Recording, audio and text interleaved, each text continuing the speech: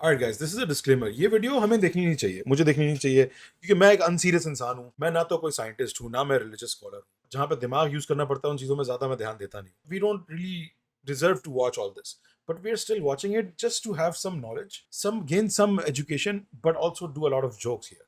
So please, अगर आपको jokes बुरे लगते हैं और आपकी feelings अगर बहुत easily hurt हो जाती हैं, तो आप ये वीडियो मत देखिए। मेरा नाम सौरभ द्विवेदी है। मैं इंडिया टुडे हिंदी मैगजीन का और ललन टॉप का संपादक, इस बहस का मॉडरेटर भी। इससे पहले कि ये बहस जिसका शीर्षक, जिसका टॉपिक है डज गॉड एग्जिस्ट, ये Does this debate address the God of gaps wala argument? The answer that most atheists have is कि हाँ, there's God of gaps. जहाँ पे understanding नहीं आ रही है उधर हम God को ले आते हैं, उधर हम God clause खेल लेते हैं। उस पे बात हो रही है कि नहीं हो रही, ये मुझे अब समझना है। That's my only hiccup. शुरू हो दो विद्वानों के बीच, जिनके नाम हैं श्री जावेद अख्तर और श्री मुफ्ती शमाइल नदवी जी। मैं कुछ बुनियादी चीजें आप लोगों को बता दूं ताकि ये बहस व्यवस्थित ढंग से चले। बोल रहा है वैसे नहीं जैसी बहसों को देखने के हम इन दिनों आदी हो गए हैं। कौन सी, काली वाली या गोरी वाली बहस है? पढ़ी लिखी अकादमिक बहस। ओह, स्कूल जाती इस हैं बहस आपकी का यहाँ बहसें? प्रारूप कैसा होगा, इसका स्ट्रक्चर कैसा होगा, पहले मैं आपको ये बता देता हूं। सबसे पहले नौजवान Fuck it, let's go. विद्वान Fuck it. Mufti Shamail Nadvi ji 10 minute अपनी दलीलें आप लोगों के सामने रखेंगे। उसके बाद जावेद अख्तर साहब 10 मिनट अपनी बात रखेंगे। उसके बाद जिसको हम अंग्रेजी में रिबटल कहते हैं, एक जवाबी ओह, दौर रहेगा कि आपने जो जावेद साहब doing जावेद साहब things. अपनी बात रखेंगे। उसके बाद जिसको हम अंग्रेजी में रिबटल कहते हैं, एक जवाबी दौर रहेगा कि आपने जो कहा मैं उससे मुतमईन हूं कि नहीं हूं, और हमने जो कहा। इसके बाद बहस का राउंड 2 शुरू होगा। दोनों विद्वानों को फिर से 7-7 मिनट का वक्त मिलेगा और इसके बाद रिबटल राउंड 2 होगा 5-5 मिनट। मैं उम्मीद करता हूं कि हम आज इन बुनियादी सवालों के कुछ जवाब हासिल करने में कामयाब हों। मैं सबसे पहले मंच पर आमंत्रित कर रहा हूं मुफ्ती शमाइल नदवी साहब को। आइए सर जी। मंच प्रमाणित कर रहा हूँ, मंच पे इनवाइट कर रहा हूँ, मंच परोश कर रहा हूँ। तमाम तारीफें उस क्रिएटर के लिए जिसने इस यूनिवर्स को एक मकसद के तहत पैदा किया है। ब्रो ने कलमा उर्दू में पढ़ दिया ऐसा लग रहा है। रिस्पेक्टेड जनाब जावेद अख्तर साहब, मिस्टर सौरभ द्विवेदी और respected audience, thank you all for being here today. आज की डिबेट में चूंकि हम बात करने वाले हैं डज गॉड एग्जिस्ट के टॉपिक पर, तो ये एक ऐसा टॉपिक है जिसके मुताल्लिक कोई भी डिसीजन लेने के लिए अलग अलग स्टैंडर्ड्स हो सकते हैं। लिहाजा डिबेट के शुरू में ये जरूरी है कि हम ये जान लें कि आज के इस टॉपिक में कौन सा स्टैंडर्ड सही होगा और कौन सा गलत होगा। सबसे पहला स्टैंडर्ड जिसे मैं समझता हूं कि हमारे रिस्पेक्टेड जनाब जावेद अख्तर साहब बड़ी तेजी के साथ उसकी तरफ लपकेंगे, वो है साइंस। जबकि साइंस दर हकीकत खुदा के एग्जिस्टेंस को डायरेक्टली साबित करने या उसके एग्जिस्टेंस को डिनाई करने के लिए स्टैंडर्ड नहीं बन सकती। और उसकी वजह क्या है, ये मैं नहीं कह रहा, ये वो लोग कह रहे हैं जो साइंस के एक्सपर्ट्स हैं। नेशनल एकेडमी ऑफ साइंस कहती है science doesn't have the processes to prove or disprove the existence of God. Why? क्योंकि साइंस का ताल्लुक एम्पेरिकल एविडेंस से है और एम्पेरिकल एविडेंसेस का ताल्लुक हमारे नेचुरल और फिजिकल वर्ल्ड से है, जबकि गॉड नॉन फिजिकल और सुपर नेचुरल रियलिटी है। लिहाजा नॉन फिजिकल रियलिटी को आप उस टूल के साथ नहीं चेक कर सकते जिसका काम फिजिकल रियलिटी को तलाश करना है। तो फिर कैसे करें? लिहाजा आज इस डिबेट में गॉड की एग्जिस्टेंस को साबित करने या उसे डिनाई करने में साइंटिफिक एविडेंस को एक्सेप्ट नहीं किया जाएगा। दूसरा स्टैंडर्ड हो सकता है रेविलेशन, कि रेविलेशन के जरिए हम ये साबित करें कि गॉड एग्जिस्ट करता है या नहीं। Oh, through the trust me bro device. Oh, got it. लेकिन ये स्टैंडर्ड भी आज इररिलेवेंट है। क्यों? क्योंकि रेविलेशन मेरे नजदीक सोर्स ऑफ नॉलेज है, वैलिड सोर्स ऑफ नॉलेज है, लेकिन हमारे जावेद अख्तर साहब के नजदीक ये वैलिड सोर्स ऑफ नॉलेज नहीं है। लिहाजा आज की डिबेट में मैं एक भी एविडेंस किसी भी मजहबी स्क्रिप्चर से नहीं दूंगा ताकि जावेद अख्तर साहब के लिए वो अनएक्सेप्टेबल ना हो।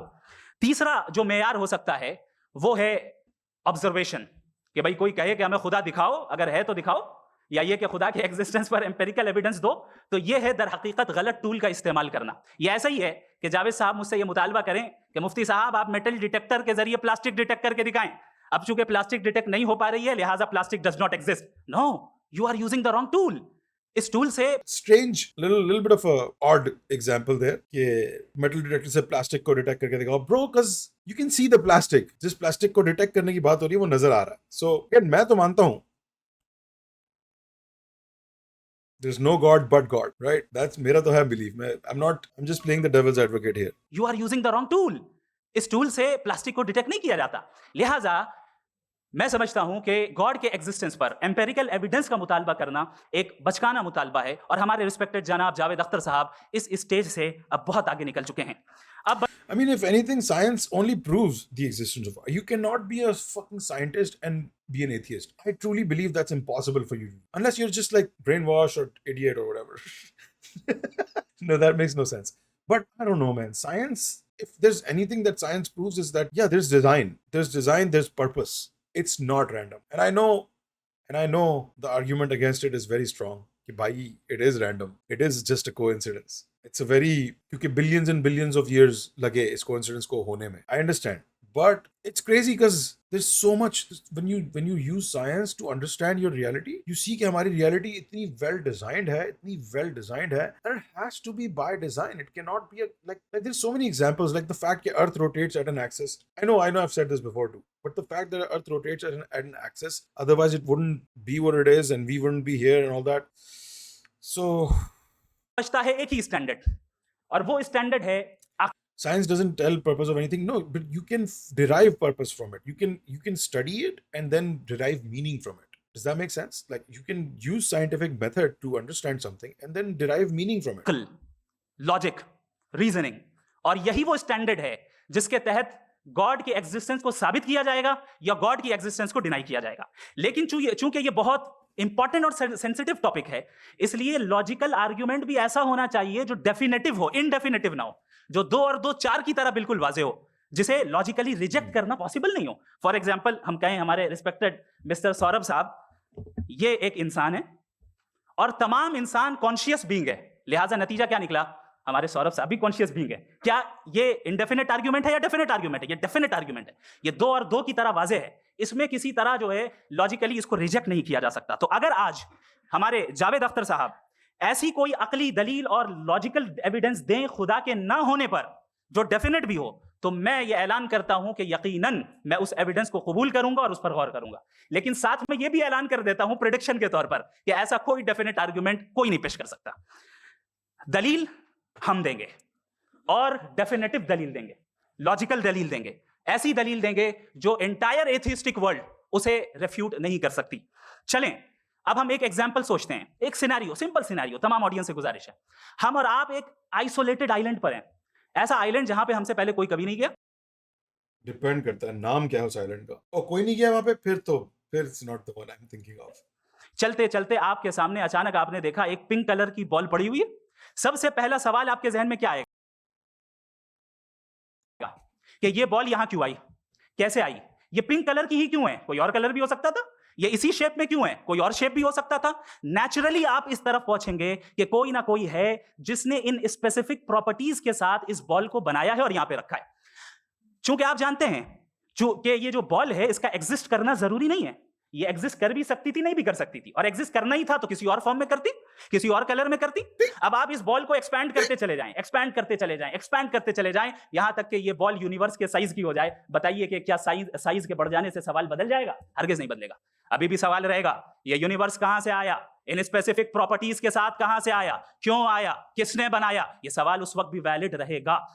लेकिन ये सवाल अगर हम जनाब जावेद अख्तर साहब से करें तो चूंकि इनका वर्ल्ड व्यू एथिस्टिक है, और सिर्फ इनका नहीं, मतलब जितने भी एथिस्ट हैं और एथिस्टिक वर्ल्ड व्यू को रखने वाले से अगर आप ये सवाल करें कि ये यूनिवर्स कहां से आया, तो इनका जवाब या तो आर्ग्यूमेंट फ्रॉम इग्नोरेंस होगा या डॉगमेटिक होगा।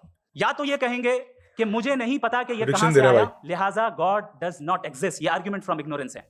या ये कहेंगे कि ये यूनिवर्स खुद ब खुद बन गया, इसका मतलब ये है कि उस बॉल को भी खुद ब खुद बन जाना चाहिए। लेकिन बॉल के ताल्लुक से ये एक्सप्लेनेशन एक्सेप्ट नहीं की जाएगी कि ये खुद ब खुद बन गई, लेकिन यूनिवर्स के ताल्लुक से कर दिया जाएगा। इसे हम दूसरे अल्फाज में डॉगमा भी कह सकते हैं।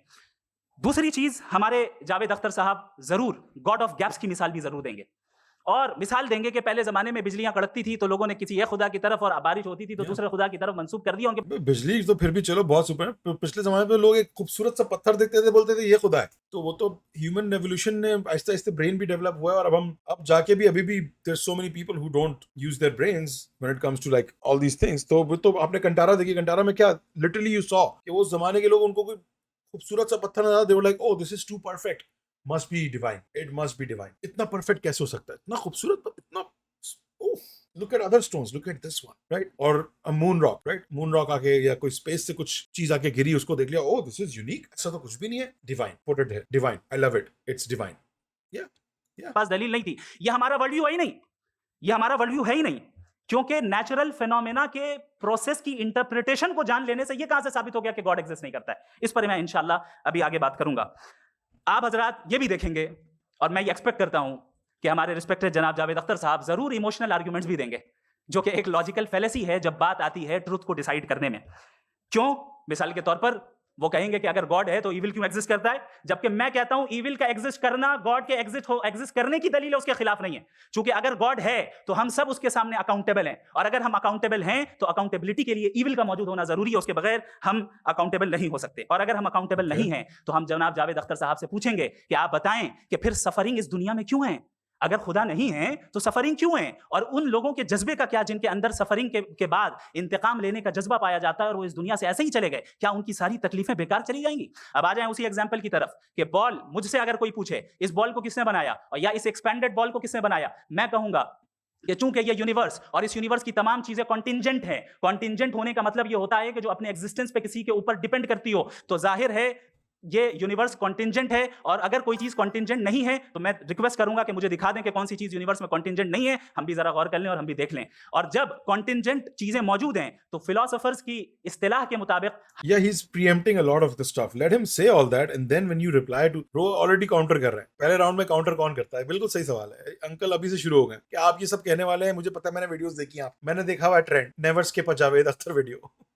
ये बोलोगे ना, मेरे पास इसके जवाब है। Let's move on. In a way he is helping us move along. We are avoiding repeat arguments and repeat claims. हम उस टर्मिनोलॉजी के मुताबिक हम उस जगह तक पहुंचते हैं और उस हस्ती तक पहुंचते हैं जिसे नेसेसरी बीइंग कहा जाता है, कि ये वो नेसेसरी बीइंग है जिसका मौजूद ना होना नामुमकिन हो। क्योंकि अगर ये मौजूद ना हो तो सारी चीजें एग्जिस्टेंस में आएंगी ही नहीं, और ये सारी कॉन्टिंजेंट चीजें उसी के ऊपर डिपेंड करती हैं। अब अगर आप ये सवाल करते हैं कि फिर उस हस्ती को किसने बनाया, फिर उसका कॉज क्या है, फिर उसका कॉज क्या है, फिर उसका कॉज क्या है, और कहते हैं इन्फिनिट रीग्रेस ऑफ कॉजेस, जो कि लॉजिकल फेलेसी है। कॉन्सेप्चुअली इन्फिनिटी पॉसिबल है। मिसाल के तौर पर न्यूमेरिकल्स 1 2 3 गिनते चले जाएं, इन्फिनिट नंबर्स हैं। मैं कॉन्सेप्चुअली बात नहीं कर रहा, प्रैक्टिकली रियलिटी में साबित करके दिखाएं कि infinite regress of causes possible है या नहीं। अगर पॉसिबल है तो हम मान लेंगे, मिसाल दे दें, और पॉसिबल नहीं है तो एक ही ऑप्शन बचता है जिसे हम कहते हैं नेसेसरी बीइंग। ऐसी नेसेसरी बीइंग जो इंडिपेंडेंट है, क्योंकि अगर वो डिपेंडेंट हुई तो वो नेसेसरी नहीं रहेगी। ऐसी इंडिपेंडेंट बीइंग जो इटर्नल है, अगर वो इटर्नल नहीं होगी, उसकी बिगिनिंग होगी, तो वो खुद कॉन्टिंजेंट है।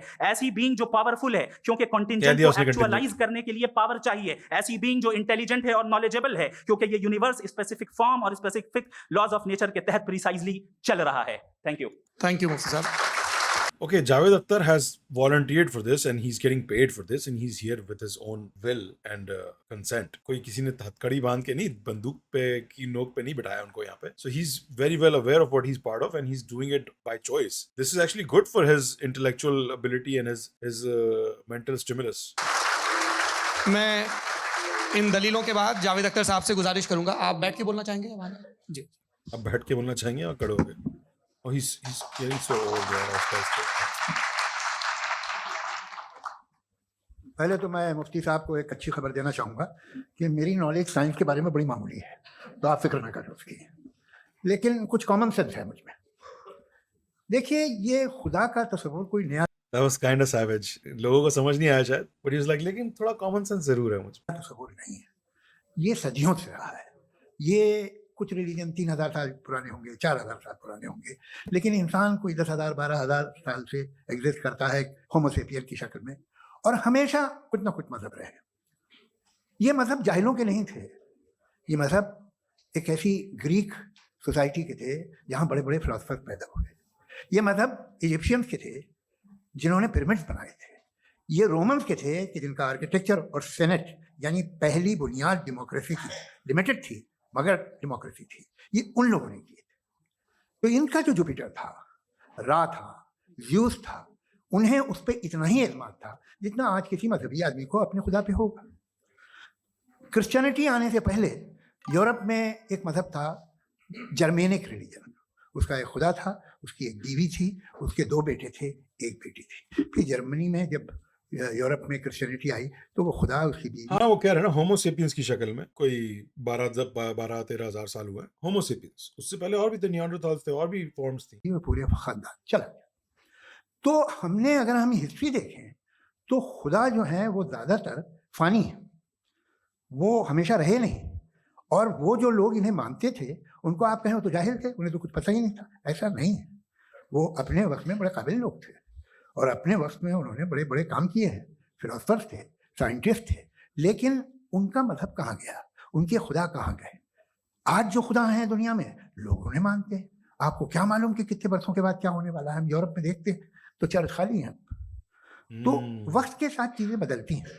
जहां तक इसका ताल्लुक है मजहबों का, हर मजहब आपसे एक चीज मांगता है, फेथ। ये फेथ क्या चीज होती है? What is the difference between faith and belief? ये तो बहुत ही अहमखाना बात होगी कि कोई आदमी कहे साहब अगर खुदा है तो मुझे दिखाइए। ये तो जाहिलाना बात हुई। मैंने तो नॉर्थ पोल नहीं देखा है, मगर मैं मानता हूँ कि नॉर्थ पोल है। मैं क्यों मानता हूँ? इसलिए कि अगर ये दुनिया राउंड है तो उसका कोई टॉप होगा। कुछ लोग हैं जो वहाँ गए भी हैं, कॉमन सेंस कहता है कि ऐसा होगा, सबूत है, गवाह है, रीजन है। तो ये मेरा फेथ नहीं है। तो फेथ में और बिलीफ में डिफरेंस क्या है? जो मजहब मानता है आपसे, हर मजहब फेथ मानता है। Chat is so unserious, man. Chat is so unserious. खुदा जाने ये मैं फिदा। बच्चों बंद करो यार। फेथ का मतलब ये है कि ना कोई गवाह हो, ना कोई सबूत हो, ना कोई रैशनल हो, ना कोई लॉजिक हो, ना कोई प्रूफ हो, मगर तुम एक बात को मानो। ये है फेथ। वरना बिलीफ होता। अगर इसमें कुछ भी सबूत होते, गवाह होते, तो फिर इसे आप बिलीफ कहते। जैसे मेरा बिलीफ है कि नॉर्थ पोल है, मेरा फेथ थोड़ी है। फेथ इन तमाम शर्तों को रद्द करता है। तो फिर स्टुपिडिटी क्या है? अगर मैं एक बात ऐसी मानूं जिसकी ना कोई लॉजिक है, ना कोई रैशनल है, ना कोई प्रूफ है। Do you see the difference here? Mufti Sahab was methodic. He had points. He had lists of arguments. Javed Sahab is free balling. He's just spitting fire off the dome. This is an artist. That's a Methodist. Mufti Sahab is a Methodist. Javed Sahab is an artist. ये art कर रहे हैं इस वक्त. This is art. What we're listening to is art right now. And what we were listening to before this was method. That was method. ना कोई गवाह है, ना कोई सबूत है, और मैं उसे मानूं तो ये स्टुपिडिटी हुई। इसे ही भाई कल को मैं यकीन कर लूं कि एलोन मस्क जो है मेरा भाई है, तो मुझे इंतहाई खुशी होगी, सुकून भी बहुत मिलेगा मुझे। लेकिन और कहे I would be so ashamed if Elon Musk was my brother. I would have killed him in the womb. No, that's crazy. But what the fuck, no. क्यों मानते हो? क्या सबूत है भाई? वो तो अमेरिकन है और तुम तो इंडियन हो, वो तो नस्ल अलग है, तुम्हें कभी मिले भी नहीं। साहब देखिए मेरा फेथ है, इस पे बात किया। फेथ का मतलब ही यह है कि आप प्रूव नहीं कर सकते। अगर आप प्रूव कर सकते हो तो मुझे पूरा यकीन है। फिर तो आप बात करेंगे, आप कितनी बहस कर लीजिए। अल्टीमेटली दुनिया का हर मजहब फेथ पे टिका है, और फेथ का मतलब है एक ऐसा यकीन जिसका कोई सबूत, कोई गवाह, कोई रैशनल नहीं। अब आप ये कहें, क्या आप ये क्यों कह रहे हैं कि साहब ये कायनात किसने बनाई? कमाल ये है कि आपने बताया कि एक आइलैंड पे गए और एक बॉल देखी। आपने ये नहीं कहा कि आइलैंड किसने बनाया, आपको सिर्फ बॉल पे हैरत हुई। हमने आइलैंड पे हमने हैरत नहीं की, होते हैं आइलैंड। इसी तरह ये आइलैंड है, सितारे, ये गैलेक्सीज, ये सब आइलैंड हैं, खला में। हम उन्हें टेकन फॉर ग्रांटेड लेते हैं, हम पूछते नहीं किसने बनाए। आपने जजीरे के बारे में नहीं पूछा है। मेरी पैदाइश कैसे हुई? क्या मैं प्लान पैदा हुआ था? I was plan to be born. Depend करता है सर, अगर आप इंडिया में पैदा हुए हैं तो फिर इसमें ISI का हाथ था। It's political. या एक लकी स्पॉन था जो किसी एक से चिपक गया। मेरी पैदाइश रैंडम। और इंसाफ जिसे आप कहते हैं, इंसाफ का तो नेचर से कोई वास्ता ही नहीं। जो आप कहते हैं कि एक दिन इंसाफ करेगा, इंसाफ is the human concept. Nature में कोई इंसाफ नहीं। Yeah, no, you're right. अगर शेख हिरन को खा जाता है तो उसे कोई सजा नहीं मिलती। अगर एक आंधी आती है और हरे भरे पेड़ों को उखाड़ के फेंक देती है तो आंधियों की जेल नहीं होती है। नेचर में इंसाफ नहीं, इसलिए मुझे नेचर को इंसाफ की जरूरत भी नहीं। नेचर तमाम एक है। एक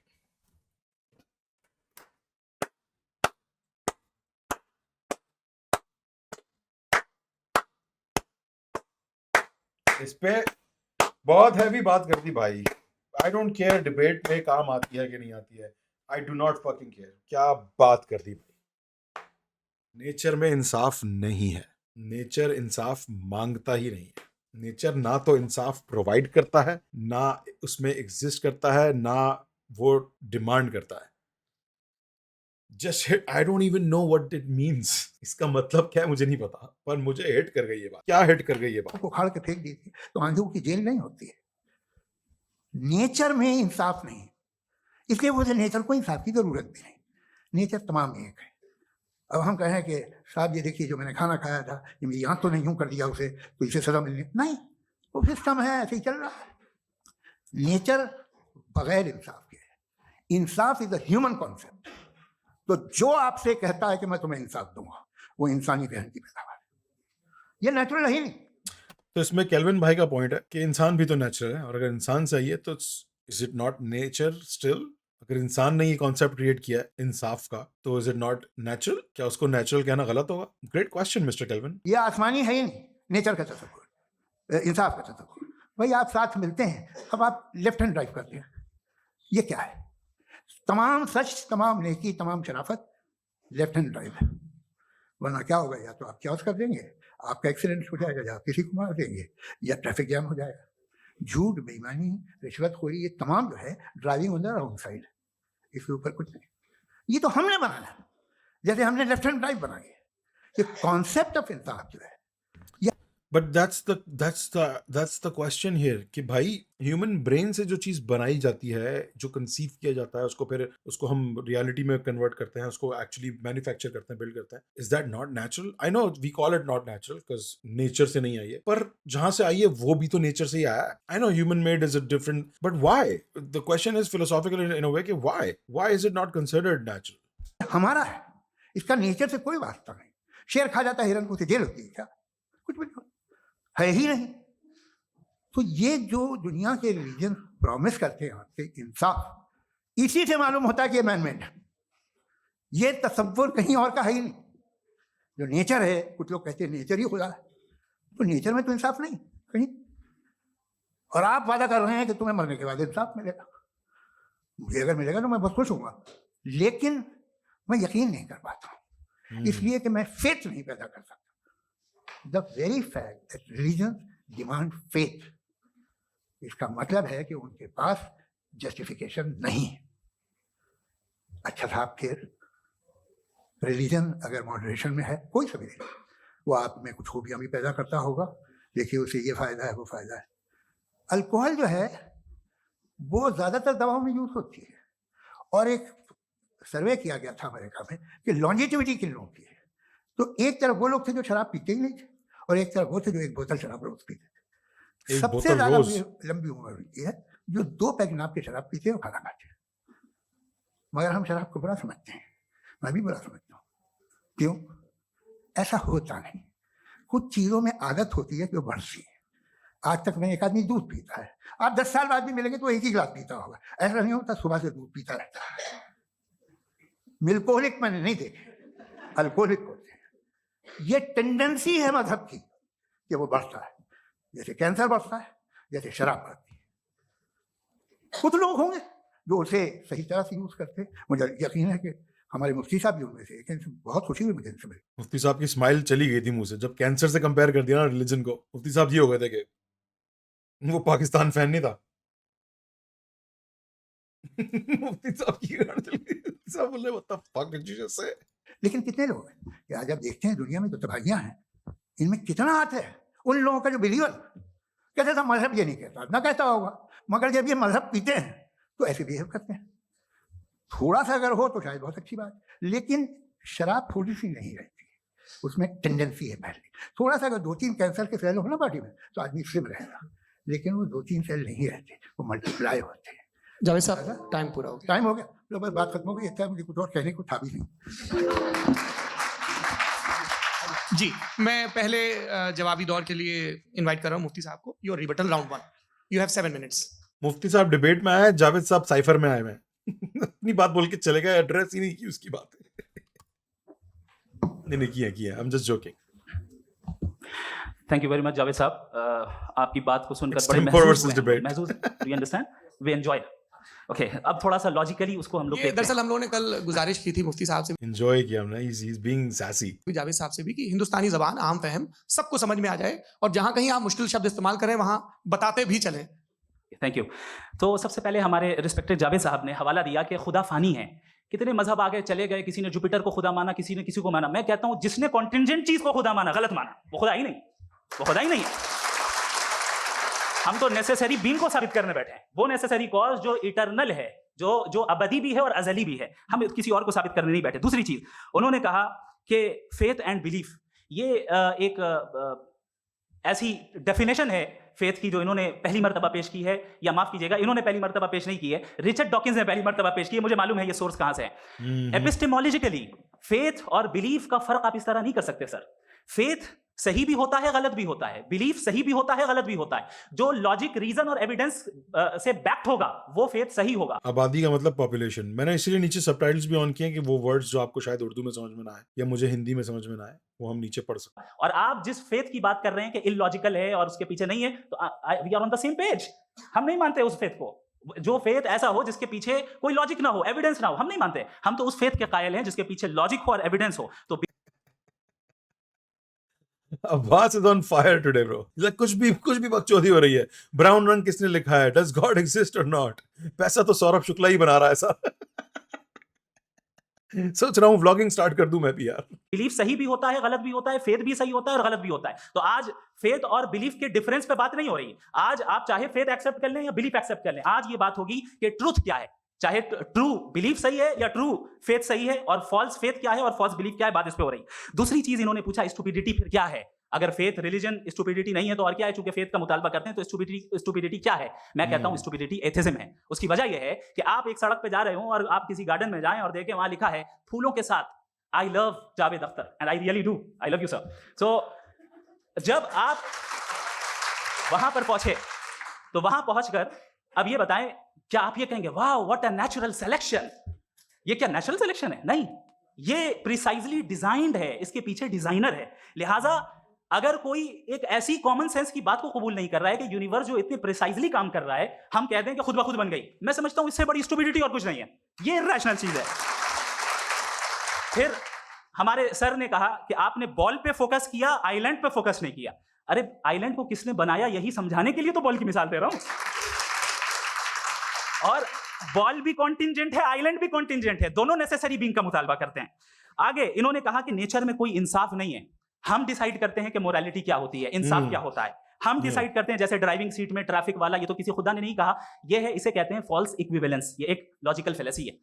आपने जो है मिसाल दी ड्राइविंग की और ट्रैफिक की, ये सब्जेक्टिव मोरालिटी है। आप सब्जेक्टिव मोरालिटी को मिसाल बनाकर ऑब्जेक्टिव मोरालिटी के ऊपर नहीं थोप सकते। इंसाफ की ऑब्जेक्टिव मोरालिटी, अगर आप ये कहते हैं कि नेचर में इंसाफ नहीं है तो इंसाफ का न होना ये नेचुरल हुआ, तो फिर नेचर को नेचर रहने दे, क्यों हम इतना स्ट्राइव कर रहे हैं दुनिया में इंसाफ लाने के लिए? ये तो इलॉजिकल बात है, इरैशनल बात है। इसलिए बहुत सी चीजें ऐसी हैं जो ऑब्जेक्टिवली जो है इविल या गुड हैं, और बहुत सी चीजें ऐसी हैं जो सब्जेक्टिवली हैं। सब्जेक्टिवली जो मोरल होता है या इमोरल होता है उसको हम सोशल कंसेंसस से या पर्सनल प्रेफरेंस से डिसाइड करते हैं। लेकिन जो ऑब्जेक्टिव मोरालिटी है, जिसमें इंसाफ आया, जो इन्होंने बार बार रिपीट किया, ये ऑब्जेक्टिव है, सब्जेक्टिव नहीं है। अगर आप कहते हैं ये सब्जेक्टिव है, तो मेरा सवाल आपसे ये है, क्या सोशल कंसेंसस के जरिए अगर जुल्म को सही करार दे दिया जाएगा तो आप जुल्म को जस्टिफाई करेंगे?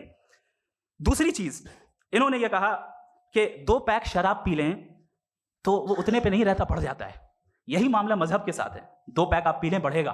तो ये एक ऐसी मिसाल है, इसको कहीं भी फिट कर लें कि आप एथिज्म पे जब फिट करें, जब आप 2 पैक एथिज्म का लेंगे ना, तो वो बढ़ बढ़ के नॉर्थ कोरिया बनेगा। Thank you. North Korea बनेगा? Okay, I liked his rebuttal on the faith because I was very convinced by Javed Saab's argument about faith is not in nature. That's because nature doesn't have the brain that human beings have, right? Nature में किसी के पास भी वो दिमाग नहीं है, वैसा brain नहीं है, वो कैपेबिलिटी नहीं है उस तरह सोचने की, लिखने की, याद करने की, रखने की, जैसी हमारे पास है, इंसानों के पास है, ह्यूमन बींग्स के पास है। और because we have that extra edge, we have that extra capability, we have figured out कि यार गलत हो रहा है जो गलत हो रहा है, दिल को सही नहीं लग रहा है, दिमाग को सही नहीं लग रहा है, तो शायद गलत है शायद, राइट? और फिर सोशल कंसेंसस के थ्रू, मतलब सब जितने लोग रहते हैं एक कम्युनिटी में, एक सोसाइटी में, एक कंट्री में, एक सिटी में, उन सब ने मिलके बोला कि हाँ यार, ये जो बराबर में रहता है ना मुकेश, वो बच्चों को मर्डर करता रहता है यार, मुझे सही नहीं लग रहा है यार वो। क्या आप लोग अग्री करते हैं? और सब एक साथ बोलते हैं कि हाँ हाँ हम अग्री करते हैं यार, मैंने भी देखा है मुकेश बच्चे मार रहा है, सही नहीं है, I don't think that's cool. It doesn't feel right. Right? So we should give justice to the kids who died or their parents, and we should punish Mukesh for killing kids, right? Let's give him gutka so he can eat gutka all his life, and then so yeah, justice doesn't exist in nature because nature doesn't have the capability to think the way human beings are built or have evolved to think. And this is why human beings have come up with the concept of justice. I don't see anything wrong here. I think Mufti Saab kind of like made a good argument about that. बाकी चीजों में Mufti Saab ने थोड़ी सी academic confusion create कर दी है और fallacies claim करना शुरू हो गए हैं. Yeah, you can find a fallacy about anything anyone says. Doesn't make it right or wrong. So he's still right. He's not wrong. Don't play the fool with me, Mukesh. I know you be killing kids. First round के rebuttal के लिए मैं जावेद साहब को invite कर रहा हूं. आपके पास 7 मिनट का वक्त है. रीसेट कर दीजिएगा प्लीज. मुझे इस बात की खुशी है कि मुफ्ती साहब ने भी मान लिया कि नेचर में कोई इंसाफ नहीं है. नहीं है. तो कोई भी चीज़ जो इंसान ने नहीं बनाई है उसमें इंसाफ नहीं होता है. एक बात मैं आपसे अर्ज करूँ, जरा पता लगा लीजिएगा, ये जो आप बाग में जाते हैं बेहद खूबसूरत फूल देखते हैं ना, इनमें से कोई नेचुरल नहीं है. ये सारे फूल क्रॉस करके बनाए गए हैं. जो जंगल में फूल होते हैं निहायत मामूली होते हैं. ये फूल इंसानों ने बनाए हैं. जो आप बाग में देख के वाह वाह कहते हैं, ये इंसानों के बनाए हुए हैं. डिफरेंट फूलों को क्रॉस करके, डेवलप करके, फिर क्रॉस करके इस तरह से बनाए गए. नेचुरल फ्लावर नहीं. किसी जंगल वीरान में जाके आप गुलाब के फूल नहीं देखेंगे. ये तो बनाए हुए इंसान ने. बहुत से काम इंसान ने किए. Cross pollination. बाकी है कि आपने मेरी एक बात का जवाब नहीं दिया, जिससे मुझे शिकायत है कि फेथ क्या है और आप फेथ मांगते क्यों हैं मुझसे. आप तो लॉजिकल हैं, आपके पास तो सारे रैशनल हैं, आपके पास सारे सबूत हैं, तो आपको फेथ की डिमांड क्यों करते हैं कि भाई तुम सरेंडर कर दो और सवाल मत करो. कोई मजहब सारे सवाल करने की इजाजत नहीं देता है और मना करता है कि दादा सवाल ना करो, बह जाओगे तुम. आप क्यों रोकते हैं. हकीकत यह है कि इंसानी तारीख क्या है. इंसानी तारीख यह है कि दुनिया में 2 तरह के लोग हुए हैं. एक वो जिन्होंने अपनी लाइल्मी की परस्तिश की है, दूसरे वो जिन्होंने अपनी इग्नोरेंस या लाइल्मी से झगड़ा किया है और मालूम किया है कि क्या है. ये जो आप कह रहे हैं, आज आप हैरान हैं कि भाई ये यूनिवर्स कैसे बनी. लोग हैरान थे कि सूरज डूबता है तो इधर से कैसे निकलता है. और आप एक कदम जाके हमेशा का मानने को तैयार है, एक कदम पीछे ही मान जाइए. भाई आप इसके बाद जाते हो कहते सवाल ना करना कि ये कहाँ से आया, ये पावर तो हमेशा से हमेशा रहेगी. तो आप यूनिवर्स के बारे में मानने में क्या तकलीफ. एक कदम पहले रुक जाइए. ये हमेशा से थी या नहीं थी हमें मालूम नहीं है. और ये कहना कि हमें मालूम नहीं है, कमाल ये है कि दुनिया के सारे मजहब सब जानते हैं ये दुनिया कैसे बनी थी, कैसे मिटेगी, मरने के बाद क्या होगा. इनको सब इल्म है. इनको किसी को डायनासोर होते थे पहले ये नहीं पता था. किसी को नहीं. किसी भी दुनिया की मजहबी किताब में डायनासोर का जिक्र नहीं है.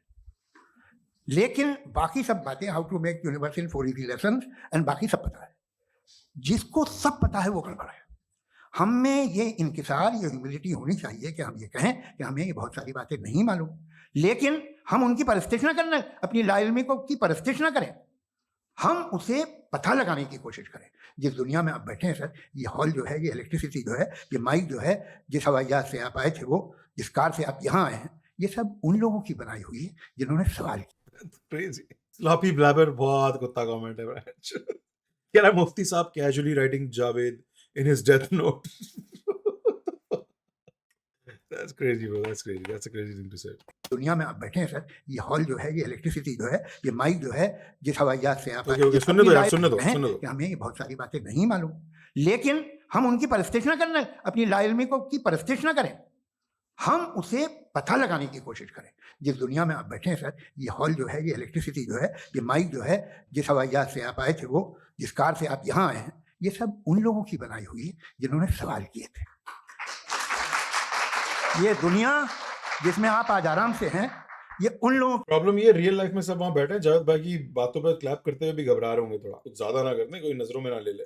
की बनाई है कि जिन्होंने सवाल किए थे, और हर स्टेज पे इन सवालों को मकरूह कहा गया था, गलत कहा गया था. आप जरा तारीख पढ़िए, बड़ी दिलचस्प किताब है बर्ट्रैंड रसेल की, जिसमें उसने रिलीजन एंड साइंस कि कब से रिलीजन जो है साइंस के अगेंस्ट है. और हद तो यह है कि well, रिलीजन नहीं है, रिलीजियस लोग हैं ये। जावेद साहब ये डिस्टिंक्शन नहीं करते ना, ये मुझे थोड़ा बुरा लगता है थोड़ा। He keeps blaming the scripture or text when there's people who are using the scripture and text to hate on science or hate on change because they don't want to give up power and they don't want to give up control. Control is the biggest religion at the end of the day, right? And all religious people actually seek control. Everyone preaching or talking or implementing religion is actually looking for control. तो ये कहना कि religion ने science को रोका it's kind of false. That's a falsehood, right? आपके engine के खिलाफ थे, स्टीम इंजन के भी खिलाफ थे, वो फतवे हुए उन पे, Yeah, वेटिकन ने religious दिए। people were. तो ये हमेशा, अभी जैसे ही ये राइट विंगर आते हैं अमेरिका में पावर में, तो वो जो अपना ये क्या बोलते हैं उसे, सीड क्या वर्ड है, सीड क्या जो, हाँ नहीं सीड जो होते हैं जी, नहीं भाई, वो जो ह्यूमन बॉडी के Insemination? उस पर रिसर्च बंद हो जाती है, रिपब्लिकन नहीं करने देते। Oh, stem cells की बात कर रहे हैं? Someone said LGBT. Contingency explain की ना मुफ्ती साहब ने भाई, पहले में मुफ्ती ने explain कर दी थी कि जहां शर्त है कि ये ऐसा होगा तो ऐसा होगा, वहीं fallacy है, वहीं गड़बड़ है। अरे भाई इतना डर क्या है तुम्हें? एक जमाने में बहुत नाराज थे ये सारे मजहबी लोग कि ये इंसान तो इंसान बनाने की कोशिश कर रहा है, आपको क्या तकलीफ भाई, बना ले तो बना लेने दो, ये खौफ क्या है? और ये सब आज जो आप कह रहे हैं नामुमकिन है, ये कैसे हुआ? मुझे एक किस्सा याद आता है, जब मैं 6ठी क्लास में था तो मैं मैथमेटिक्स में बहुत वीक था, तो एक टीचर रख दिया गया, उसने 1 2 3 4 5 6 7 तो सिखा दिया मुझे, वो दिन मैं भूल नहीं सकता हूँ सब। जिस दिन उसने ये बताया कि 1/2 क्या होता है और 3/4 क्या होता है, मुझे ऐसा लगा कि मेरा सर बीच से फट जाएगा। ये आदमी कह रहा है कि जो दीवार के अंदर जाओ वॉक करते हुए, आज हंसता हूं मैं इस बात पे। तो आज जो बातें आपके जहन से बिल्कुल परे हैं और आप हैरान होते हो उन्हें देख के, एक वक्त आएगा कि मामूली लगेंगी, और हुआ है, आपकी इंसानी तारीख ही है। इतनी जल्दी सारे फैसले आप मत कर लीजिए, थोड़ा ये ह्यूमिलिटी रखिए कि भाई ये हमें नहीं मालूम। ये कहने में क्या आ रहा है, ये यूनिवर्स कहाँ तक फैली गया बाबू, ये हंसने वाला बंदा गया, तक रहेगी, हमें नहीं मालूम। आपने फैसला कर लिया कब बनी, ये आपके हिसाब से कोई 14 बिलियन ईयर बनी जो समझा जाता है, उससे पहले हजारों करोड़ों अरबों साल तक खुदा बैठा क्या कर रहा था? खामोश बैठा था, ऐसे ही जमाइयां ले रहा था। फिर उसे आइडिया आया, यार एक काम करते हैं। Muslim girl was like please forgive him Allah. Oh my God, जमाइया ले रहा था वाज अननेसेसरी जावेद साहब। उससे पहले might be other universes or other spaces where there were other clusters and universes and galaxies and all that. We don't know like you said. खामोश बैठा था, ऐसे ही जमाइयां ले रहा था। फिर उसे आइडिया आया, यार एक काम करते हैं, वक्त अच्छा गुजर जाएगा, यूनिवर्स बनाते। सोचिए,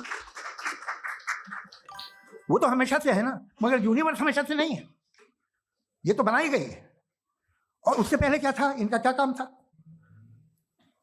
कैसी बात है, ये बड़ा आसान है। जो बात हमें आज धीरे धीरे पता चली है, बरसों 2000 और 2500 साल पहले आपको किसी ने बता दिया कि क्या था, आप मान गए, और तब से वही मान रहे हैं जो 2500 साल पहले कहा गया। सब कुछ बदल गया है, सॉल्व हो रही है चीजें। अभी साइंस बिल्कुल दावा नहीं करती, या कोई फिलोसफर ये दावा नहीं करता कि हमें सब मालूम, बल्कि वो कहता है कि हमें जितना मालूम होता है उससे ये मालूम होता है कि हमें कितना कम मालूम। तो हम अपनी जहालत से लड़े, उसकी परस्तेश न करें। जी, थैंक यू सो मच। मैं तर्कों की श्रृंखला में राउंड 2 के लिए मुफ्ती साहब को आमंत्रित कर रहा हूँ। आपके पास एक बार फिर से 7 मिनट का वक्त है।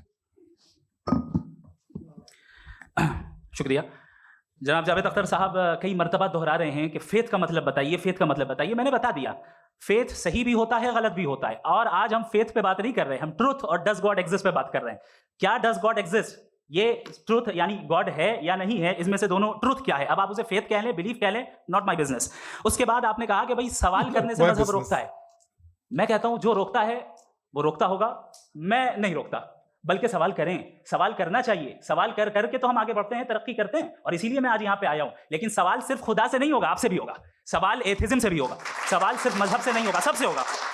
और आज मैं सवाल करूंगा और उम्मीद है कि आप जवाब देंगे। अभी तक आपने वैसे कॉन्टिंजेंसी आर्गुमेंट का कोई जवाब नहीं दिया। चलें, आपने कहा यूनिवर्स के बारे में इटरनल क्यों नहीं बोल देते। ये चूंकि लॉजिकली पॉसिबल ही नहीं है कि यूनिवर्स इटर्नल हो। यूनिवर्स एक कॉन्टिंजेंट चीज है जो टाइम एंड स्पेस के पाबंद है, टाइम एंड स्पेस से बाउंड है। जो टाइम एंड स्पेस से बाउंड होगा वो कॉन्टिंजेंट होगा, जो कॉन्टिंजेंट होगा वो उसकी बिगिनिंग हुई होगी, जिसकी बिगिनिंग हुई होगी वो इटर्नल नहीं हो सकता। ये तो कॉमन सी बात है। आपने कहा कि किसी मजहबी किताब में डायनासोर का जिक्र नहीं है। अफसोस कि आज तक किसी मैथमेटिक्स की किताब में मुझे डायनासोर का जिक्र नहीं मिला। तो इसका मतलब मैथमेटिक्स की किताब। Oh shit! I mean, religious books do talk about like evolution and how where everything came from. So, थोड़ा सा, I think he's tricking. I think he's trapping, bro. He's trapping right किताब now. बेकार है? नहीं, उसका वो topic नहीं है। रेवलेशन का और मजहबी किताबों का टॉपिक ये नहीं है कि आपको आके बताए साइकिल कैसे बनाते हैं, या आकर ये बताएं कि जो है डायनासोर कब था। वो तो मोरालिटी सिखाने आया है, गॉड के बारे में बताने आया, नॉन फिजिकल रियलिटी की हकीकत को सिखाने के लिए आया। No, but it also talks about existence and being and how things came to be, how Earth was created and when it was created. It does. Religious books do talk about it, and if they talk about it, they should have mentioned the creatures that are there because they mention other creatures. They mention other creatures. So why not mention the ones that were before us? Why do we not know about them in religion? Why do we only know about them once we had science to find and prove that they existed? सोचने वाली बात है मुफ्ती साहब। Religion science को रोकता है? नहीं रोकता। अगर रोकता है तो गलत करता है। रिलीजन साइंटिज्म को रोकता है, जिसमें हमारे जावेद साहब मुब्तला हैं। साइंस और साइंटिज्म में फर्क है। साइंटिज्म यह है कि आप समझें कि साइंस और साइंटिफिक मेथोडोलॉजी ये नॉलेज को हासिल करने का वाहिद सोर्स ऑफ नॉलेज है। यह है साइंटिज्म। हम इसे रिजेक्ट करते हैं। हम साइंस को तो तरक्की करते हैं भाई, आप हमारी पूरी तारीख कर लें, पढ़ लें तो आपको पता चल जाएगा। बहरहाल ये अलग टॉपिक है। उसके बाद इन्होंने एक लफ्ज कहा, वेटिकन ने फतवा दिया। वेटिकन का फतवे से कोई ताल्लुक नहीं है, दोनों कॉन्ट्राडिक्टरी अल्फाज हैं। उसके बाद उन्होंने कहा कि भाई हमें नहीं मालूम। अगर नहीं मालूम तो क्लियरली कह देना कि नहीं मालूम है, इसमें क्या हर्ज है। तो वही तो मैं कह रहा हूं ना कि आप कह दें कि नहीं मालूम, लेकिन क्लेम क्यों कर रहे हैं कि गॉड एग्जिस्ट नहीं कर रहा है। आप कह दें नहीं मालूम है, हो सकता है हो सकता ना हो, लेकिन आप क्लेम कर रहे हैं। The moment you say God does not exist, this is a claim and now the burden of proof is upon you too, जैसे हमारे ऊपर है। और क्यों है मैं बताता हूं, क्यों है ये भी मैं बताता हूं। फिलोसॉफिकली जो क्लेम होता है ना, सिर्फ ये नहीं होता कि इंसान कहे पॉजिटिव क्लेम करे और नेगेटिव क्लेम करे तो बर्डन ऑफ प्रूफ नहीं है। आप मिसाल के तौर पे मैं कहूं कि फुला उस कमरे में कोई नहीं है, मैंने एक नॉलेज का क्लेम किया है। उस कमरे में कोई नहीं है, मैंने एक नॉलेज का क्लेम किया। या तो मैं कहूं मुझे नहीं पता, हो भी सकता है नहीं भी हो सकता है, this is not a claim. लेकिन जब मैं कह रहा हूं कि वहां कोई नहीं है या मैं कह रहा हूं वहां कोई है, दोनों क्लेम है और दोनों के ऊपर बर्डन ऑफ प्रूफ है। हमारे ऊपर भी बर्डन ऑफ प्रूफ है। मैंने कंटिजेंसी आर्गुमेंट दिया, इसे तोड़कर दिखाइए। आखिरी चीज, इन्होंने कहा कि खुदा दुनिया बनाने से पहले 150 साल पहले या करोड़ों साल पहले क्या कर रहा था। अरे हजरत, चलें बहरहाल मैं जवाब दे देता हूं। आप हमारे रिस्पेक्टेड पर्सनैलिटी हैं, अगर आप नहीं होते तो मैं ऐसे एंटरटेन ही नहीं करता। टाइम, ये 100 साल पहले या 100 साल बाद, पहले बाद में अभी, ये वो अल्फाज हैं जिनका ताल्लुक टाइम से है। टाइम शुरू ही हुआ है यूनिवर्स की बिगिनिंग के बाद, तो उसके पहले खुदा क्या कर रहा था, सवाल इलॉजिकल है, ये फेलेसी है। यानी आप ये कह रहे हैं कि यूनिवर्स के बनने से पहले खुदा क्या कर रहा था। टाइम के बनने से पहले, पहले का ताल्लुक टाइम से, टाइम उस वक्त था ही नहीं, तो ये सवाल ही इनवैलिड है। जवाब अच्छा है, सैटिस्फैक्टरी नहीं है पर अच्छा जवाब है। दूसरी चीज, आर्ग्यूमेंट ऑफ कंटिजेंसी जो मैंने आपके सामने पेश की है, आपने बार बार ये प्रूफ किया और ये कह रहे हैं कि गॉड ऑफ गैप्स। देखिए पहले नहीं मालूम था, साइंस ने कर दिया। सिंपल की मिसाल से मैं समझा देता हूं। जिस गैप्स की आप बात कर रहे हैं ना, साइंस उन गैप्स को जिन चीज के जरिए भी प्रूव करेगा वो कॉन्टिजेंट ही होगा। अब चाहे वो फोर्स हो, मैटर हो या एनर्जी हो। लिहाजा सवाल हमारा उस वक्त भी वैलिड होगा जब तक कि आप नेसेसरी बीइंग पे ना आ जाएं। और इन्फिनिट रिगरस पॉसिबल नहीं है of causes in practical world, तो जाहिर है कहीं रुकना पड़ेगा। जहां रुकेंगे वही खुदा है। दूसरी चीज, आपने ये कहा, क्या कह रहा था मैं, किस point? What? Oh no, after that, just now. हाँ, जहां रुकेंगे वही खुदा है। बहरहाल, तो टाइम का जिक्र हो गया, गॉड ऑफ गैप, सॉरी या इसकी एक मिसाल आप ले लें। एक कार है, एक साहब ने देखा कि भाई कार जो है उसके व्हील्स कितने अच्छे लगे हुए हैं, सही जगह पे, स्टीयरिंग जो है कितने अच्छे जगह पे लगी हुई, और सीट्स कितने वेल डिजाइंड है, कितनी प्रिसाइजली ये कार काम कर रही है। तो जरूर कोई ना कोई इसे क्रिएट किया है, किसी ने क्रिएट किया है। अब जावेद साहब आए और कह अरे जनाब बोनेट खोलिए, इसमें इंजन है, इंजन इस कार को चला रहा है, hence prove no one has created the car. This is illogical, this is irrational. आपने इंजन के जरिए उस गैप को तो साबित किया, लेकिन क्या उससे कार की जो क्रिएशन है और उसका जो क्रिएटर है ये इम्पॉसिबल हो जाए? ऐसा पॉसिबल है? उसका सवाल खत्म हो जाए, ऐसा पॉसिबल है? नहीं। आपने गैप्स को फिल करके, कॉन्टिंजेंट चीजों से गैप्स को फिल करके हमारे ऑब्जर्वेशन को और ब्रॉड कर दिया।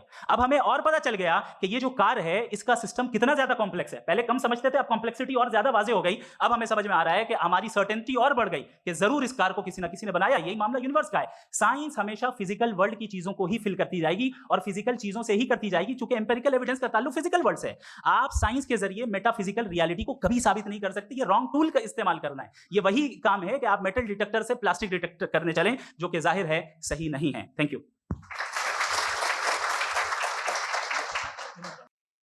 अब मैं क्या, this has been my bane, like this is the one thing that's like bothered me ever since the beginning, right? And religion has always fascinated me because it's such an interesting subject, God की existence and all that. कि creation by design, creation by coincidence, ये दो sides हैं इस argument की. Atheist, religious is all titles. सच्ची debate जो ये है वो ये है, सच्ची डिबेट जो है वो ये है कि क्रिएशन बाय डिजाइन या क्रिएशन बाय कोइंसिडेंस। तुक्के में बन गया सब कुछ जो आज हमें नजर आ रहा है, मैं हूं, आप हैं, हमारे दिमाग से बनी ये टेक्नोलॉजी है, कैमरास हैं, लाइट्स हैं, सब है, तो कैसे हो गया ये सब? या by design earth is rotating at a particular axis in a particular manner, it has its moon, there are other planets and they all have a system, and then there's the sun and it has a limited life, finite life, and they're all traveling together also, by the way, and in an ever expanding universe. Is that by design or is that a tukka, right? Don't get into the semantics ki, oh, the all loving God and all just God, वो सब बातें religious बातें, ठीक है ना, वो उन पे हम बहस कर सकते हैं, पर रियल प्रॉब्लम जो है जिसको सॉल्व करके सारे आंसर्स खुद ही आ जाएंगे, वो ये है कि is creation by coincidence or creation by design? जी, ये आर्ग्यूमेंट का राउंड 2 है। हाँ। 7 मिनट है। पहले तो मैं आपसे अर्ज करूं कि आपने कहा कि जब कायनात ही नहीं थी तो वक्त भी नहीं था, कुछ भी नहीं था। कैसे नहीं था? खुदा था, एक एग्जिस्टेंस तो था ना खुदा का। तो जब खुदा था तो वक्त भी होगा। ऐसा नहीं है कि कुछ भी नहीं था, खुदा था। अच्छा, बाकी एक आपने कहा साहब आप साबित कीजिए, आपके पास भी लॉजिक है, मेरे पास भी लॉजिक है। मेरा जिम्मेदारी नहीं है साबित करना कि खुदा है। बर्ट्रैंड रसल ने बड़ी अच्छी बात कही। There you go. Bertrand Russell ने बड़ी अच्छी बात कही। मैं आपसे अगर ये दावा करूं कि एक चाय की केतली मरीख के चारों तरफ घूम रही है, मार्स के चारों तरफ, तो ये आपका काम नहीं है कि आप साबित करें कि कोई चाय की केतली नहीं है। ये मेरा काम है, मैंने दावा किया है। ये दावा तो मजहबी लोग करते हैं कि खुदा है। मैं क्यों साबित करूं कि नहीं है? जब तक आप मुझे कन्विंस नहीं कर दें मैं नहीं मानूंगा। आपकी जिम्मेदारी है, मेरी जिम्मेदारी नहीं है। दोयम ये जो आप कह रहे हैं, जो गैप्स हैं, What was that look? जिम्मेदारी नहीं है। What was that look? दोयम ये कि ये जो आप कह रहे हैं, अब इस डिबेट का सीन सारा ये है कि this is not just a Muslim thing bro. Every religious person believes in some God. Hindus believe in जितने भी गॉड्स हैं, 30 मिलियन 40 मिलियन जितने भी हैं, you do believe in God. So this is not a Muslim thing, this is bigger than that. जो gaps हैं, ये gap जब किसी मजहब को चैलेंज करते हैं, जब ऐसा कोई बात आती है तो हंगामा हो जाता है कि जब वो चैलेंज करें किसी फेथ को। ये तमाम साइंस जो है इसे मुख्तलिफ जगहों पे मुख्तलिफ वक्तों में मजहब ने रोकने की कोशिश की है। ये किताब है religion and science, Bertrand Russell की, पढ़िएगा, अच्छी लगेगी आपको। तारीख ही है साइंस, मजहब की, साइंस से उसका यही रिश्ता है।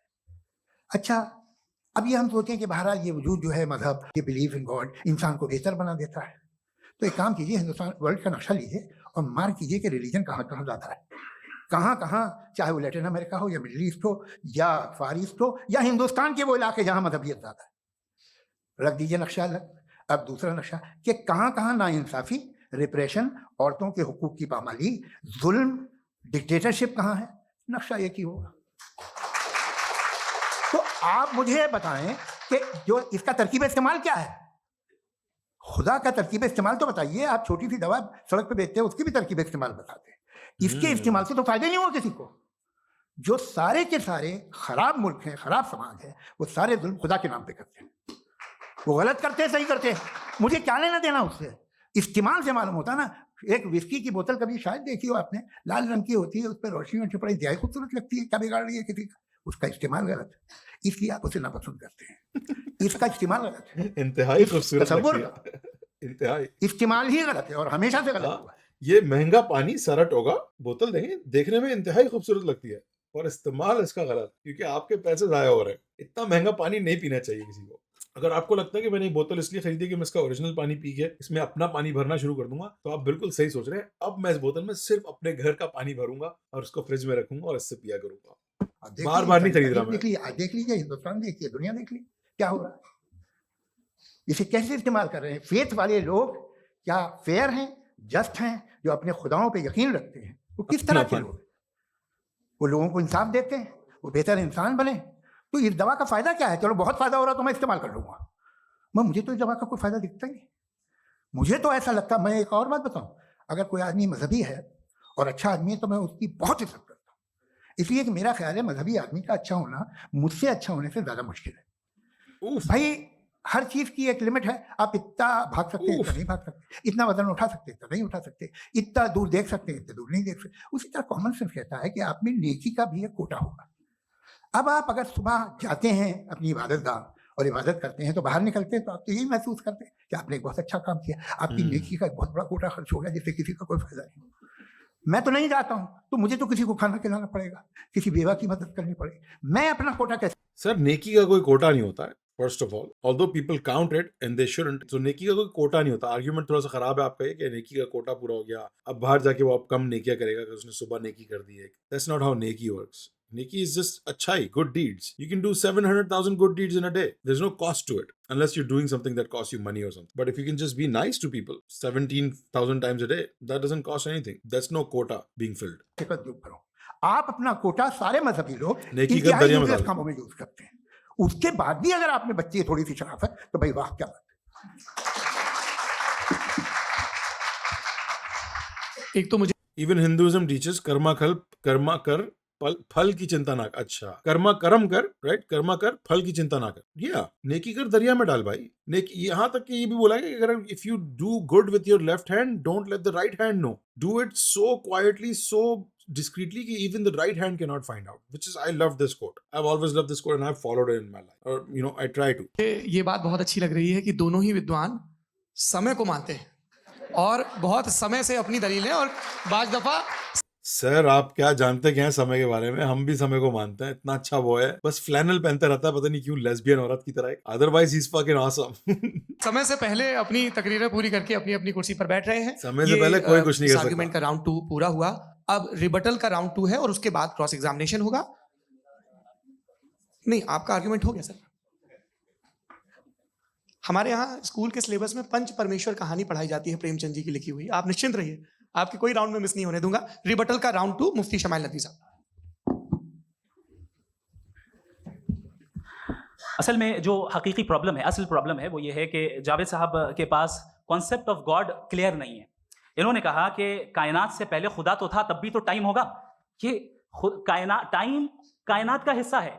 हम उस खुदा को मानते हैं, नेसेसरी बीइंग का टाइमलेस होना जरूरी है, क्योंकि वो टाइम का क्रिएटर है। जब उसने टाइम को क्रिएट किया तो वो खुद टाइम पे कैसे होगा? उसने जब स्पेस को क्रिएट किया तो खुद स्पेस में कैसे होगा? अगर वो टाइम एंड स्पेस को पहले से ही उसका पाबंद है तो फिर किस चीज को उसने क्रिएट किया?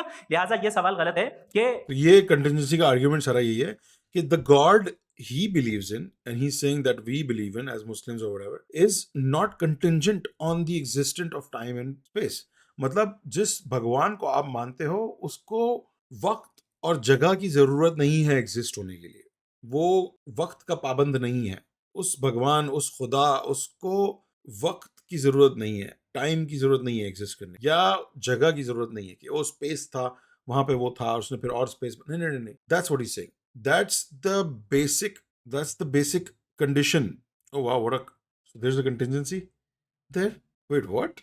He's saying God cannot be contingent. Isn't that a contingency? Wait, what? Isn't that also a contingency? कि आप कह रहे हो कि शर्त ये है गॉड के सही होने की कि उसकी कोई शर्त नहीं है? हाँ, ओके। खुदा था तो टाइम होगा? बिल्कुल नहीं। टाइम के पाबंद हम हैं, खुदा नहीं है। हम फिजिकल वर्ल्ड से ताल्लुक रखते हैं, वो मेटाफिजिकल रियलिटी है।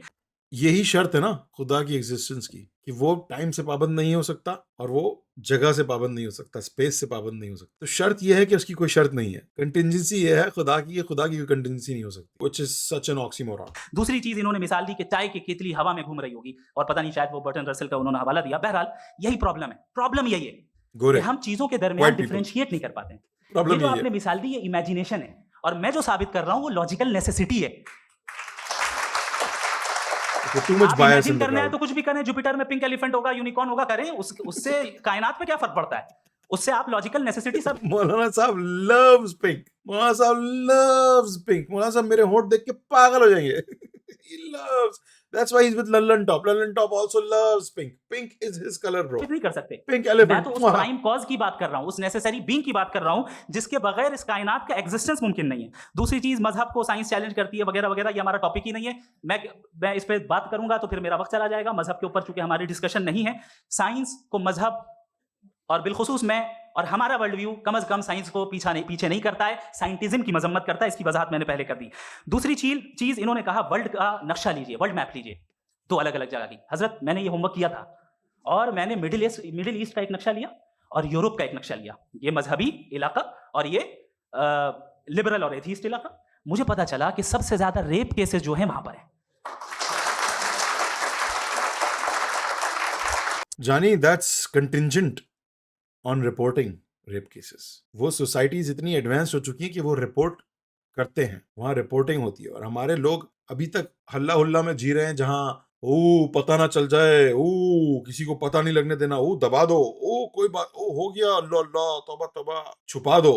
ये बात बहुत बड़ा फैक्टर है जो हम मिस कर रहे थे। मैं भी बचपन में बड़ा प्राउड होता था कि तुम कहते हो ये पता है अमेरिका में कितना 90% रेप रेट है, अब पाकिस्तान में है हमारे। How would we know? Pakistan में रिपोर्टिंग ही नहीं कर पाते हो। रिपोर्ट करते हो तो उसकी रिपोर्टिंग का प्रोसेस मुश्किल है और majority of the people don't want to report it because they think उनकी इज्जत चली जाएगी। इज्जत लुट गई है और अगर किसी को पता चल गया तो और नुकसान होगा, तो इसलिए रेप हो जाता है और कोई बात ही नहीं करता उसके बारे में। सब चुपचाप अपने लाइफ में गुजर जाते हैं। हमारे नेबर थे, उनके 2 बच्चे थे, उनके साथ किसी ने, छोटे बच्चे थे, उनके साथ किसी ने एलिवेटर में कोई रैंडम आदमी घुस गया था हमारे अपार्टमेंट्स में और उसने उन बच्चों के साथ कुछ उल्टी सीधी हरकत करने की कोशिश की थी। सक्सेसफुल नहीं हुआ था पर कोशिश जरूर की। मोलेस्टेशन का केस था कुछ ऐसा। उन्होंने आके हमारे घर पे बता दिया कि ऐसा हुआ है हमारे बच्चों के साथ, आप थोड़ा ख्याल रखिएगा, आपके घर पे भी बच्चे हैं, राइट। कोई पुलिस कंप्लेंट नहीं, कोई ऑफिशियल कंप्लेंट नहीं, एक इंसान को के अलावा आगे किसी और को नहीं बताया उन्होंने। वो हम लोग बहुत क्लोज थे, एक दूसरे के सामने रहते थे, हम लोग बहुत क्लोज थे। तो उन्होंने shock, I was like shouldn't we like go to, हमें किसी को बताना चाहिए ना, ताकि दोबारा वही बंदा आके दूसरे बच्चों के साथ ना करके जाए ऐसा, राइट। किसी को नहीं बताया, जस्ट सेविंग फेस। इज्जत बचा लो, इज्जत, जो कि पता नहीं क्या है वो चीज, इज्जत बचा लो। By what? By protecting the fucking criminal, by protecting the molester. ये इज्जत बचा रहे हो अपने बच्चों की।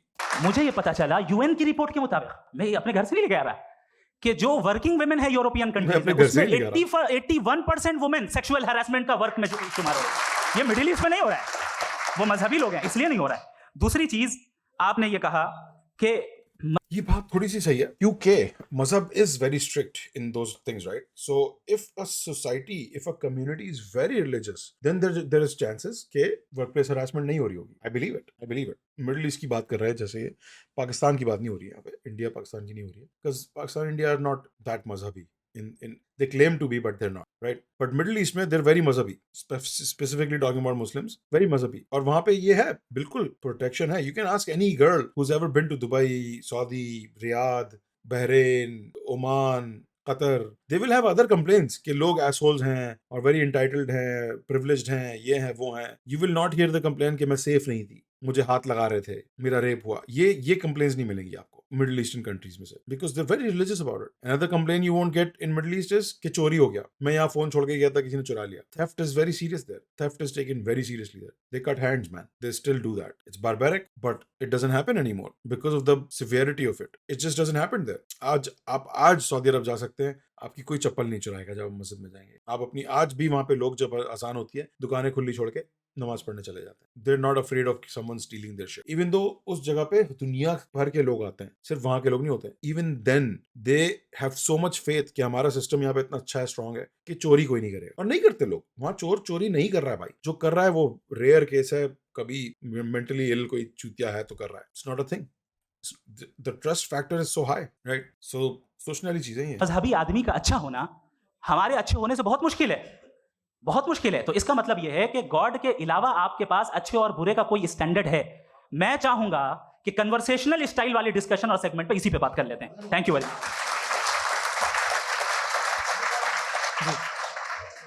ये रिबटल का राउंड 2 है, आपके पास Blabber। 5 मिनट का वक्त है और इसके बाद क्रॉस एग्जामिनेशन शुरू करेंगे। आप चाहे तो जो इन्होंने सवाल पूछे उनके जवाब आप रिबटल में भी दे सकते हैं। जी।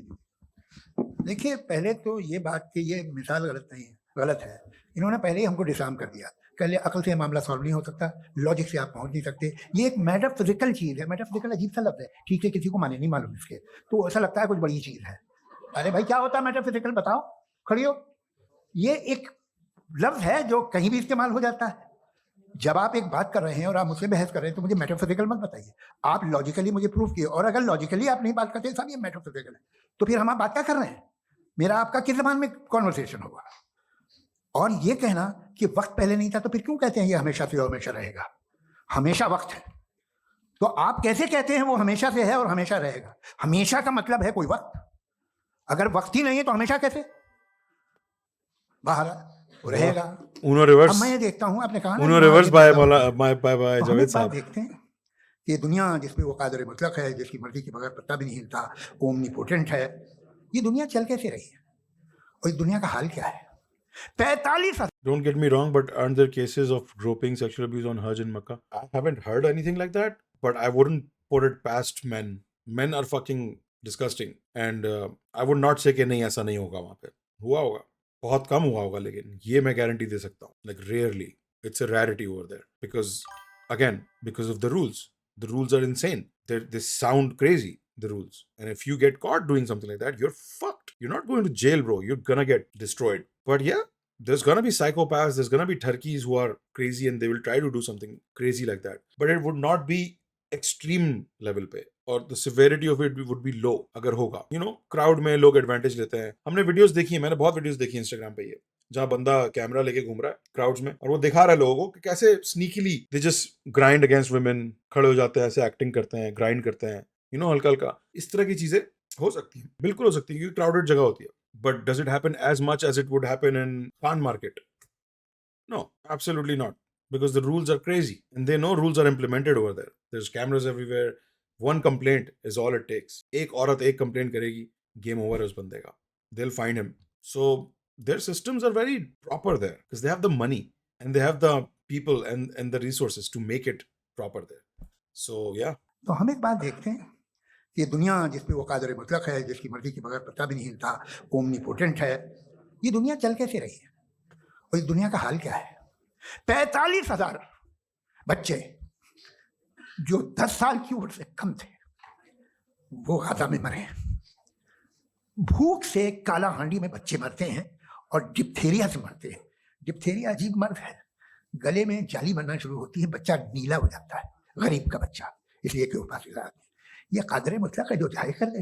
इससे आप दुआएं मांगते हैं हमारी, ये काम कर दे वो कर दे, तो इसका मतलब डे टू डे लाइफ में वो इंटरफेयर करता है और ये देख रहा है वो। अगर वो वाकई भी है फॉर डिस्कशन सेक, तो मैं जब दुनिया देखता हूँ तो मेरे दिल में उसके लिए कोई इज्जत नहीं पैदा होती। ये क्या कर रहे हो तुम?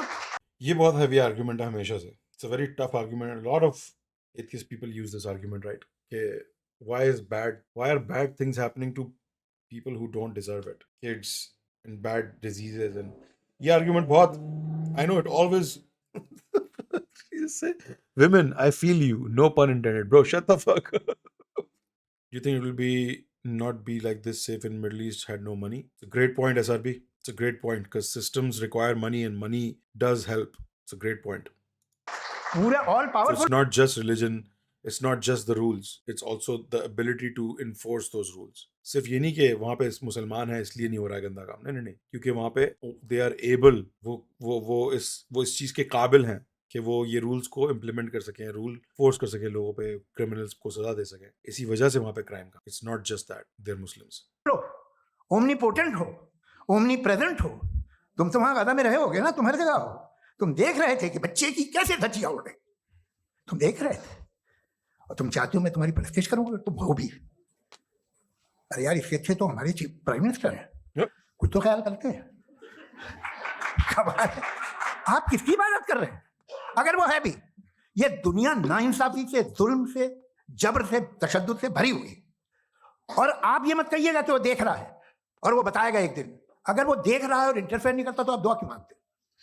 आप कहते हैं मेरा ये काम करा दे, इसका मतलब है वो दखल दे सकता है, वो आपको नौकरी दिलवा सकता है, भले दूसरे आदमी को ना मिले, मगर आपका काम कर देगा चूंकि आपने दुआ मांगी है। तो जब वो आपको नौकरी दिला सकता है, लड़की की शादी कर सकता है, बेटे को ग्रीन कार्ड दिलवा सकता है, तो कम से कम ये जो मर रहे हैं बच्चे, इनको रोक दे, कुछ तो कर। मुझे तो दुनिया में, इस दुनिया का कोई मालिक है, इसका ओमनीपोटेंट कोई रूलर है, और ये दुनिया ऐसी चल रही है। मैं तो चाहूंगा कि भाई ना हो, अगर हो तो बड़ी शर्मिंदगी की बात है। शुक्रिया। अंकल देवियों और सज्जनों, इस बहस के 2 राउंड और 2 रिबटल पूरे हो चुके हैं। अब सबसे जरूरी और सबसे मुश्किल राउंड शुरू हो रहा है, क्रॉस एग्जामिनेशन का।